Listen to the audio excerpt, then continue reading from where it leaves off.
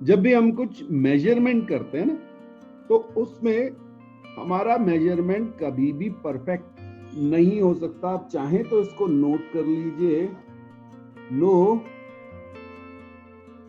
Measurement is perfect. कहीं ना कहीं से उसमें एरर आनी ही है। वो आपकी लीस्ट काउंट एरर हो सकती है, ठीक है, वो आपकी मतलब इंस्ट्रूमेंट की वजह से हो सकती है, वो इंस्ट्रूमेंट के वाइब्रेशन की वजह से हो सकती है, वो फिजिकल कंडीशंस की वजह से हो सकती है, टेम्परेचर की वजह से हो सकती है, प्रेशर की वजह से हो सकती है, वो आपके खराब इंस्ट्रूमेंट की वजह से हो सकती है, वो आपके इंस्ट्रूमेंट की एक्यूरेसी की वजह से, वो आपके देखने के तरीके की वजह से हो सकती है। तो एरर कहीं से भी आ सकती है। कई बार मन नहीं लग रहा तो गलत रीडिंग ले ली। ओके, तो no measurement is perfect.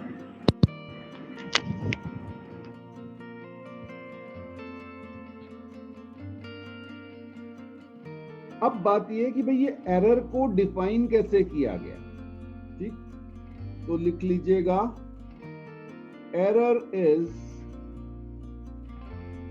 Defined as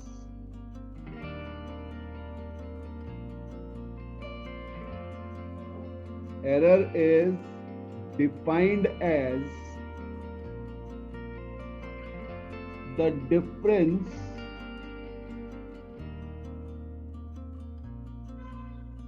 between true value and measured value। अब जरा सी समझिएगा, ट्रू वैल्यू क्या है, जो उसकी एक्चुअल लेंथ होनी चाहिए, और मेजर्ड क्या है, जिसे आपने मेजर किया हुआ है। सपोज आपके पास एक लाइन है, ओके, आपको पता है इसकी लेंथ लेट से ए है, ये आपको नोन है कि ये बिल्कुल ट्रू वैल्यू है, एक्चुअल में इसकी लेंथ स्टैंडर्ड वे में कैलकुलेट की गई है, ये ए है। अब आपसे कहा जाए कि आप इसको मेजर कीजिए, तो आपको पता है कि आपके पास एक स्केल होगा, ठीक है, और उस पर कुछ मार्किंग होगी, आप इसको मेजर करना शुरू कर देंगे, तो कुछ रीडिंग आपकी आएगी, let's say the reading is A dash. ये हम लास्ट क्लास में देख चुके हैं कि क्यों रीडिंग अलग अलग हो जाती है। तो the error is A dash minus A, इसी को आप कहते हैं error, that is the delta. अभी टर्म्स बता रहा हूं। तो जो मोटी मोटी बात थी कि ये भाई ये ट्रू वैल्यू क्या है और मेजर्ड वैल्यू क्या है, ओके।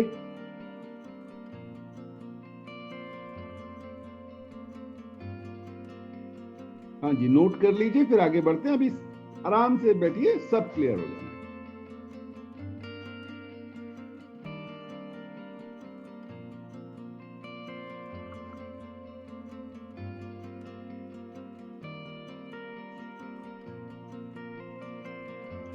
तो एक बार फिर से एरर जो हमने डिफाइन की है बेटा, error is defined as the difference between true value and measured value, ये ध्यान रखें।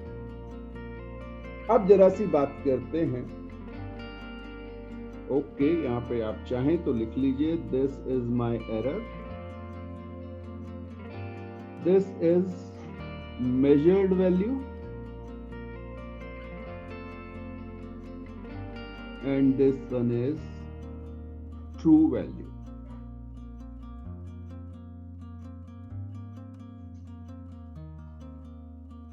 अब बेटा कई बार आपको किसी भी बॉडी की लेंथ, मास, कुछ भी मेजर करना है, तो आपको उसकी वैल्यू पता होती। अच्छा, कुछ केसेस में आपको लेंथ नोन होती नहीं। मान लीजिए आप बिल्कुल नई जगह गए और आपको एक रॉड मिली, ओके, तो इस रॉड की अगर मैं लेंथ निकालूं, लेंथ ऑफ रॉड, तो मुझे ट्रू वैल्यू नहीं पता है। तो अब क्या करते हैं, आप इसकी रीडिंग लेते हैं। मान लीजिए आपने पहली रीडिंग ली एंड रीडिंग 1 इज L1, फिर आपने दूसरी रीडिंग ली L2, तीसरी रीडिंग ली L3। इस केस में जब आपको ट्रू वैल्यू नहीं पता है तो आप ट्रू वैल्यू ले लेते हैं, ऐसी आप कितनी n रीडिंग लेते हैं, ठीक है। और ये आपकी हो जाती है L1 plus L2 up to Ln divided by n। ऐसा आपने कई बार किया हुआ है। आपने अपनी हाइट ली होगी, तो हाइट लेने में क्या किया जाता है, 2 या 3 रीडिंग लेते हैं और उसका एवरेज कर लेते हैं, ठीक है, जिससे वो जो डेविएशंस हैं वो मिनिमाइज हो सकते। सिंगल वैल्यू अगर आप लेंगे तो उसमें कंफर्म है कि उसमें एरर होगी ही होगी, ओके। बट अगर आप ओवरऑल देखें तो आप अपनी जो एरर्स हैं उनको 2 टाइप में डिवाइड कर सकते हैं, ठीक है। तो errors can be classified into 2 types. One is systematic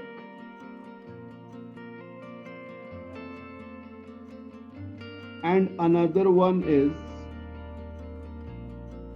random। नाम बहुत सारे मिल जाएंगे बेटा, कॉज भी बहुत सारे हो जाएंगे।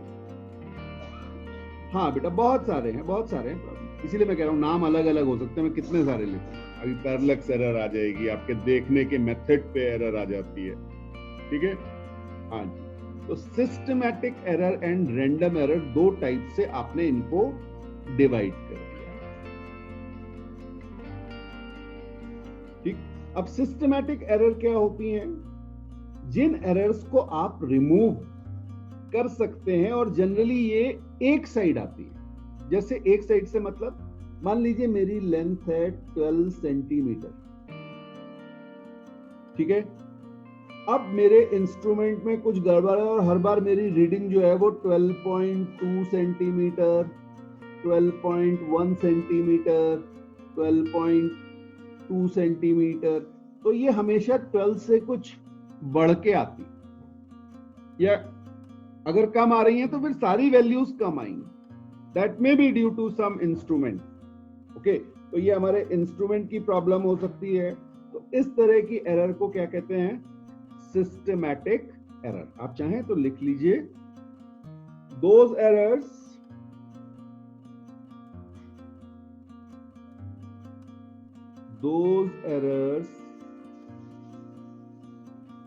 that can be in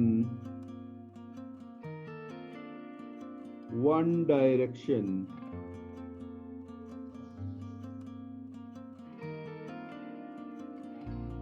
either positive or negative, ठीक। तो ये हमारी सिस्टमैटिक एरर की डेफिनेशन आप इसे कह सकते हैं। इसके जो कॉज हैं वो अभी मैंने आपको बताया था। एक तो है इंस्ट्रूमेंट, ठीक। सेकंड है आपका सिस्टमैटिक एरर में इम्परफेक्शन इन एक्सपेरिमेंटल टेक्निक। आपको पता ही नहीं है कि एग्जैक्ट मुझे करना क्या है, उसमें कुछ गलती होती है, तो हमेशा कुछ ना कुछ एरर आ जाएगी। आप गलत ढंग से करेंगे किसी काम को तो गलती आएगी, okay. And then we have few personal errors. तो ये सिस्टमैटिक एरर के आपके, आप इसको आगे क्लासिफिकेशन कह सकते हैं या कॉजेस। पर्सनल एरर मतलब मैं कर रहा हूं बेटा तो अलग तरह की गलतियां हो रही हैं, कोई और कर रहा है तो दूसरी गलती। इंस्ट्रूमेंट में अगर वो गड़बड़ है तो मैं करूं चाहे आप करें, वो हमेशा कुछ ना कुछ गलती एक ही साइड में दे, ठीक है। हाँ जी, तो इनको सिस्टमैटिक एरर्स को आप रिमूव कर सकते हैं, कैन बी मिनिमाइज्ड, मिनिमाइज कर दो, can be minimised by improving techniques, ठीक है भाई। ये आपका यहां था ना इम्परफेक्शन इन एक्सपेरिमेंटल टेक्निक्स था, तो आप इंप्रूव कर लेंगे अपनी टेक्निक्स को, ठीक। आप अपने इंस्ट्रूमेंट्स को इंप्रूव कर लेंगे,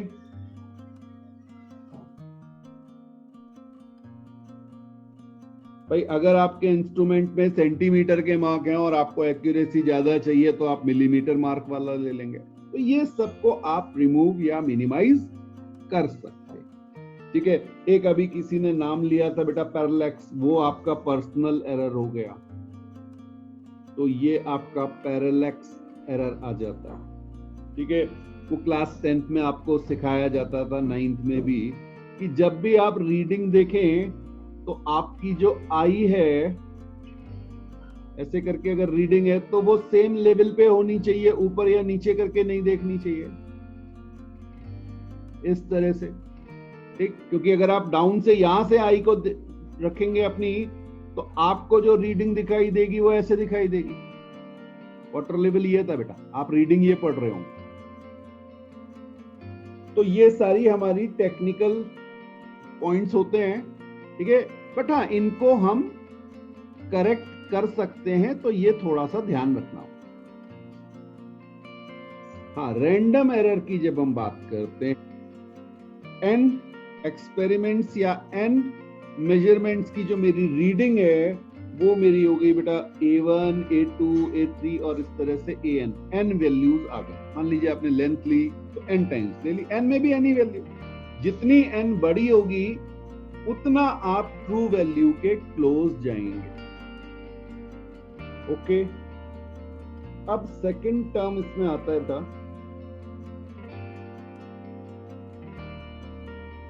मीन ऑफ ऑब्जर्वेशन। मीन जानते हैं, एवरेज, और एक्चुअल में इसी को आप क्या कहते हैं, ट्रू वैल्यू। तो ट्रू वैल्यू मेरी हो गई, इसे आप जनरली ए मीन कह देते हैं, and that is A1 plus A2 up to AN divided by n। ये सबको मीन का फॉर्मूला पता है, कोई भी ऐसा नहीं होगा जिसने ये ना किया। एवरेज निकाला था ना। हाँ, आप इसको चाहे तो पूरा लिख लीजिए, मैंने खाली टीवी लिख दिया है, ये टेलीविजन नहीं है, ट्रू वैल्यू है। हाँ, ये ट्रू वैल्यू है बेटा।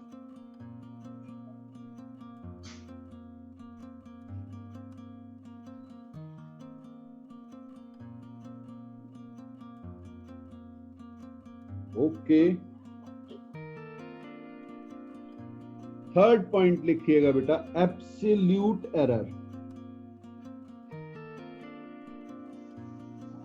एब्सोल्यूट एरर, एब्सोल्यूट एरर का मतलब होता है मेरी हर रीडिंग में जो डेविएशन आया ट्रू वैल्यू, ठीक। एब्सोल्यूट एरर होती है बेटा A1 माइनस A मीन, इसी तरह से A2 माइनस A मीन, इसे हम कहते हैं डेल्टा A1, इसे कहते हैं डेल्टा A2। टर्म समझिएगा बेटा, ये क्या है, ये क्या चीज है, फर्स्ट रीडिंग में जो डेविएशन आया मीन से जितना हम दूर चले गए, ये क्या है, मीन से सेकंड रीडिंग में हम कितना दूर हैं। ये प्लस भी हो सकता है और माइनस भी हो सकता है अगर आप ऊपर की साइड हैं, ठीक। अभी एक एग्जांपल लेंगे तो और क्लियरिटी आएगी। इसी तरह से बेटा आप आगे चलेंगे तो लास्ट वाला आपका आ जाएगा AN minus A mean is equal to delta A N. तो ये आपकी एब्सोल्यूट एरर हो गई। इसके बाद आता है बेटा मीन एब्सोल्यूट एरर। यहां पे थोड़ा सा ध्यान रखना होता है। ठीक, ये क्या होता है? डेल्टा A1 का मैग्नीट्यूड प्लस डेल्टा A2 का मैग्नीट्यूड, इस तरह से जितनी हमारी डेविएशन आए, हमें इससे मतलब नहीं कि वो पॉजिटिव साइड था या नेगेटिव साइड था, वो डेविएट किया तो कितना किया, डिवाइडेड बाय n। तो इसे आप डिनोट करते हैं डेल्टा A मीन से। डेल्टा A मीन ये हमारी है मीन एब्सोल्यूट एरर। ठीक,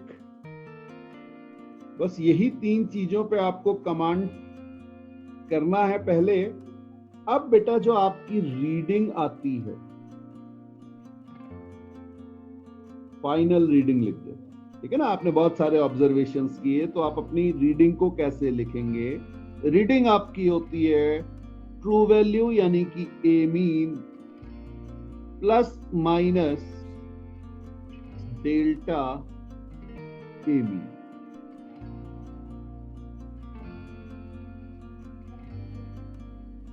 ये हमारी फाइनल रीडिंग लिखने का तरीका है।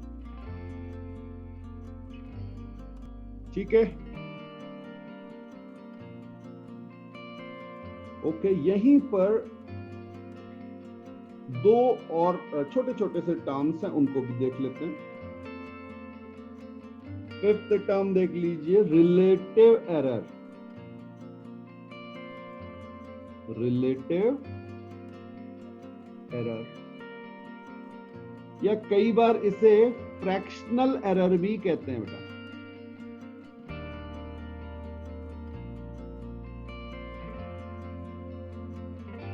ठीक, ये हमारा होता है delta A mean by A mean.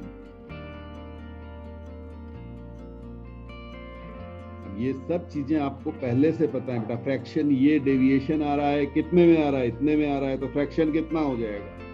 ये delta A mean divided by A mean. Common sense की चीजें, इसमें बहुत ज्यादा चीजें कुछ मुश्किल है ही नहीं, बस टर्म एक बार समझ में आने चाहिए। एक और लिख लीजिएगा, परसेंटेज एरर। हाँ जी, परसेंटेज आपको पता है, फ्रैक्शन को 100 से मल्टीप्लाई कर देते हैं तो परसेंटेज आ जाता है। तो परसेंटेज एरर हो जाएगी delta A mean divided by A mean into 100%। That is your percentage error. तो एक सिंपल सा एग्जाम्पल कर लेते हैं बेटा, ठीक है ना।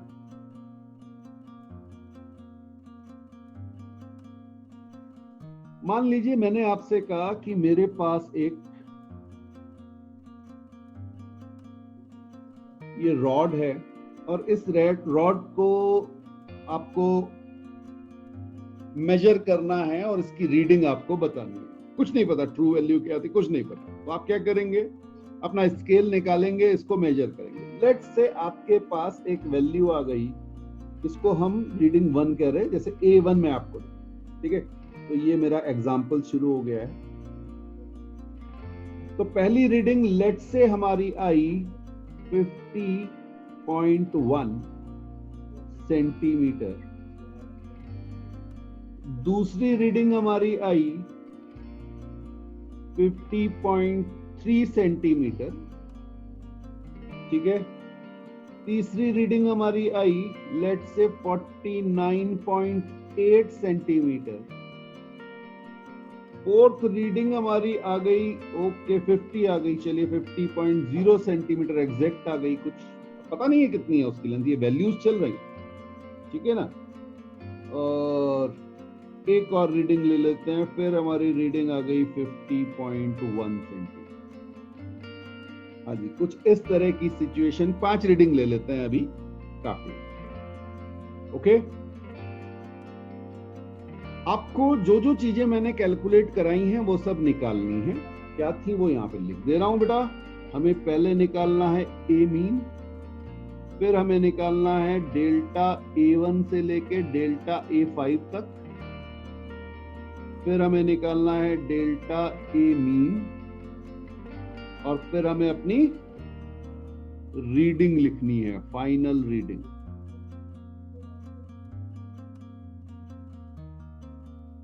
एक बार फिर से, ए मीन जिसे आपने कहा 250.3/5, ये आपका आ गया 50.06 सेंटीमीटर।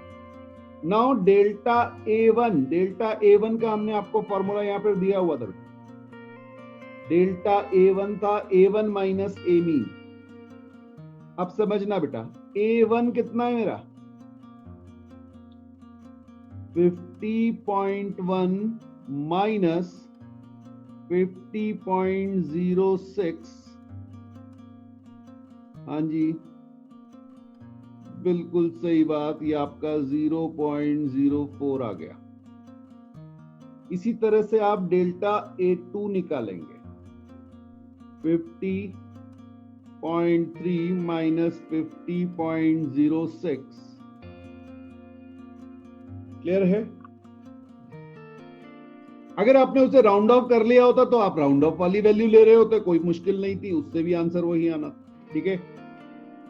50.3 माइनस 50.06 कितना आ गया बेटा, हाँ जी 0.07,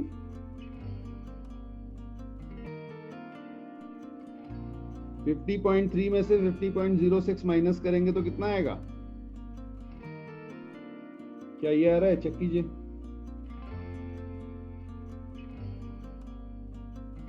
हाँ जी, अब देखिए यहां पे आपका आ गया 49.8 माइनस 50.06। अब देखिए कितना आ गया, आपकी बेटा ये माइनस में आ जाएगा। हाँ सब्ट्रैक्शन है, सिंपल है। क्या ये आया,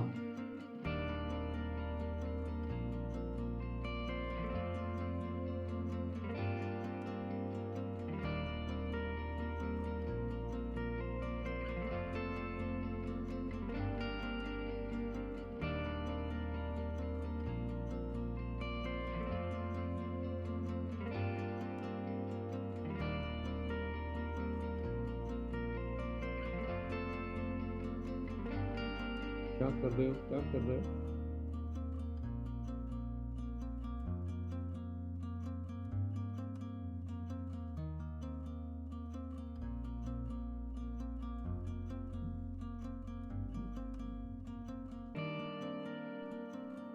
हाँ जी, अगर ये आ गए आपके तो एक बार सब चेक कर लीजिए, फिर आगे बढ़ते हैं। तो बेसिकली हम देख रहे हैं कि हमारे पास जो भी हमारी ट्रू वैल्यू है, दिस इज ट्रू वैल्यू, इससे हमारी वैल्यू अपर साइड शिफ्ट हो रही है या लोअर साइड, ये हमारा पॉजिटिव है और ये हमारा नेगेटिव है। पॉजिटिव और नेगेटिव का मतलब वैल्यू ज्यादा है या कम, क्लियर हो गया। अब देखिए जब आप डेल्टा ए मीन निकालेंगे, अगर आपने सबको ऐड किया, आप करके देख सकते हैं इसको, सबको ऐड कर लीजिए तो वो 0 आ जाना चाहिए आपको। हाँ, इसलिए वो सबको ऐसे ऐड नहीं करना, उसको मॉड लेके करना है। यानी आप क्या देखना चाह रहे हैं, केवल deviation 0.04 plus 0.24 plus 0.26 plus 0.06 plus 0.04। इसका मतलब समझना बेटा, मेथड तो रट ही जाएगा। इसका मतलब ये है we are only interested in deviation, not in which side. तो हमने ये देख लिया, एक रीडिंग में इधर गया, दूसरी रीडिंग में इधर गया, ठीक है ना। तो ये मीन वैल्यू से कितना शिफ्ट हो रहा है, पॉजिटिव या नेगेटिव नहीं, हर रीडिंग में कितना शिफ्ट हो रहा है। तो पहली रीडिंग में कितना शिफ्ट हुआ बेटा, 0.04, दूसरे में 0.024, ठीक है, फिर है 0.26, फिर है 0.06, फिर है 0.04। प्लस या माइनस बता रहा है वेदर इट इज अपसाइड और डाउन। हाँ जी, कुछ समझ में आया और ये समझ में आ गया। हाँ जी, हाँ बोले कुछ क्यों, बहुत कुछ समझ में आ गया। चलिए बस फिर अब क्या है, इनको ऐड कर लीजिए। कितना गया ये भाई, 50, 60 और ये क्या 0.64/5 आ गया।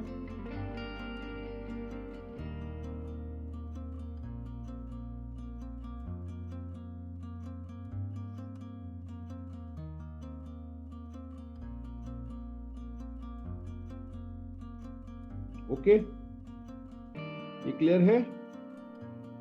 तो जब आप इसको देखेंगे तो ये आपका 0.128 एग्जैक्ट अगर आप बात करें इतना आ रहा है। तो अब आप अगर अपनी वैल्यूज देखेंगे तो वो आप कैसे लिखेंगे, जरा देखें। हमारी ट्रू वैल्यू आई थी कितनी, 50.06 प्लस माइनस 0.128। अब अगर आपको सिग्निफिकेंट फिगर्स में लिखना है तो आप उसके अकॉर्डिंग लिख देंगे। सॉरी, ये तो फाइनल रीडिंग है ना, this is my final reading. हाँ जी, मेरी एक्यूरेसी 1 सेंटीमीटर में थी, तो मैं इसको क्या लिखूंगा, 50 अगर मुझसे कहा गया कि सिग्निफिकेंट फिगर्स के अकॉर्डिंग लिखिए, तो ये मेरा क्या हो जाएगा, 50.1 प्लस माइनस 0.1 सेंटीमीटर। ये समझ में आया, अकॉर्डिंग टू सिग्निफिकेंट फिगर्स। क्यों बेटा, क्योंकि मेरी एक्यूरेसी 0.1 सेंटीमीटर की थी। जब मैं उससे नीचे मेजर ही नहीं कर पा रहा हूं तो मैं अपने आंसर को कैसे लिख सकता हूं।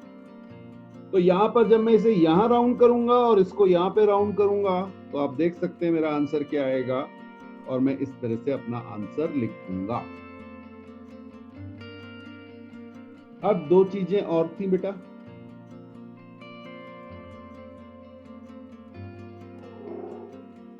मीन में नेगेटिव क्यों नहीं लिया, मीन की डेफिनेशन ही क्या थी, आ गया। हाँ, ये डेफिनेशन क्या थी, मीन की डेफिनेशन क्या बताई थी बेटा, उसका केवल मैग्नीट्यूड लेना है। तो फिर क्यों लोगे, जब आपने डिफाइन ही नहीं किया उसे, अगर आप उसको लोगे तो वो 0 आ जाना है, करके देख ले। अगर तू प्लस और माइनस को ऐड कर देगा तो भाई तू कर क्या रहा है, एवरेज से ही तो डेविएट करा रहा है, नेट में तो 0 आ जाना वो सब ऐड होके, ठीक है।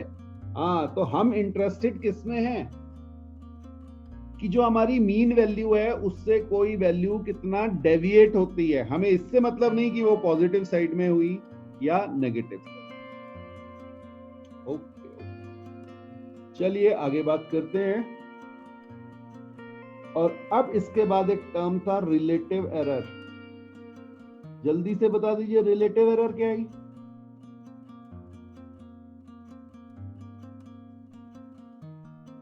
रिलेटिव एरर बेटा, अगर मैं इस वैल्यू को ले रहा हूं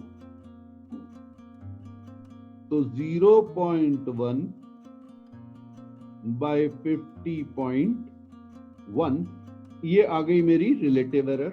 और परसेंटेज एरर क्या आ गई, 1/501 इंटू 100%।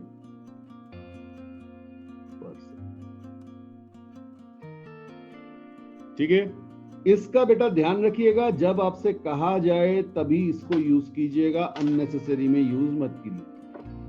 तो बेसिकली आपको दो चीजें सिखाने का पर्पस था। एक तो ये था कि भाई आपको वैल्यूज दी हुई है तो कैसे निकालना है, ये तो सिंपल मेथड हो गया।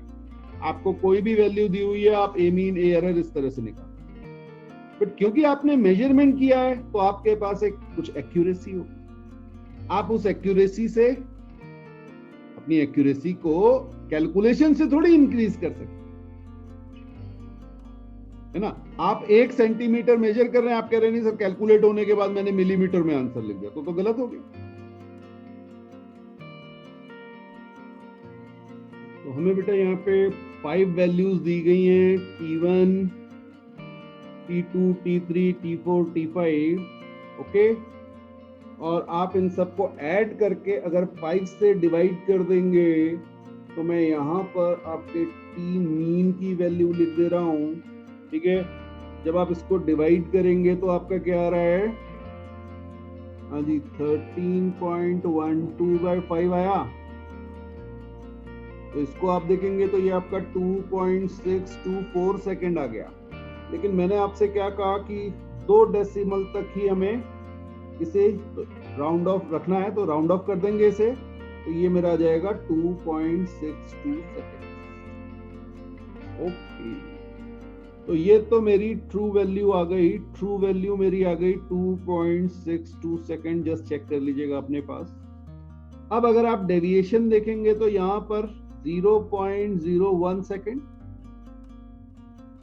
ये डेल्टा टी एन है, ओके। दूसरे वाले में -0.06 सेकेंड, ये सेकेंड है, ध्यान रखिएगा, 5 मत ले लीजिए, ओके। इसके बाद -0.20 सेकेंड, इसके बाद है +0.09 सेकेंड, इसके बाद है 2.8 हो गया, +0.18 सेकेंड।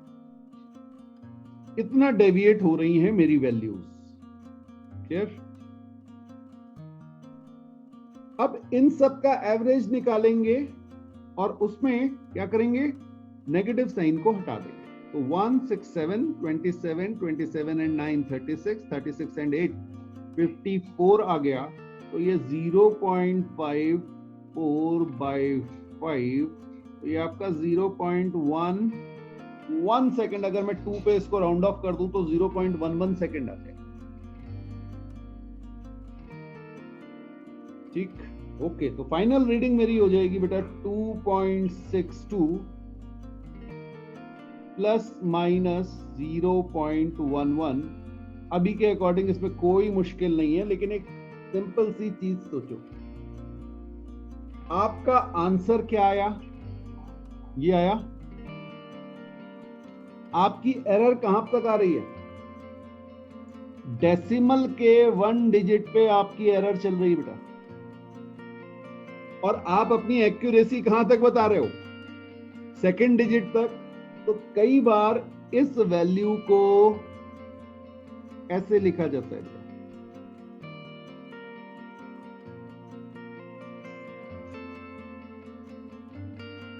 ठीक है।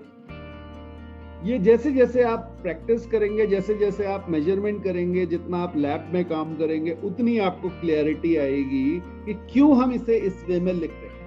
तो यहाँ बिल्कुल ठीक बात है, ये हम 2 डिजिट तक हमारे पास सारी वैल्यूज दी गई थी, हमारा आंसर 2 डिजिट में होना चाहिए था, बड़ी अच्छी बात है।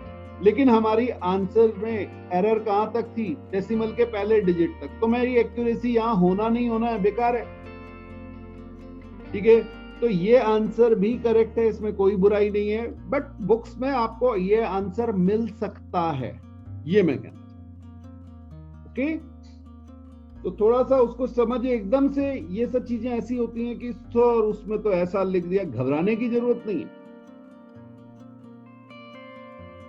फ्रैक्शनल एरर की, तो फ्रैक्शनल एरर मेरी हो जाएगी 0.1/2.6, या आप इसे 1/26 कह सकते हैं। और परसेंटेज एरर में 1/26 × 100 that is very close to 4%, ये हमारा आंसर आ जाएगा।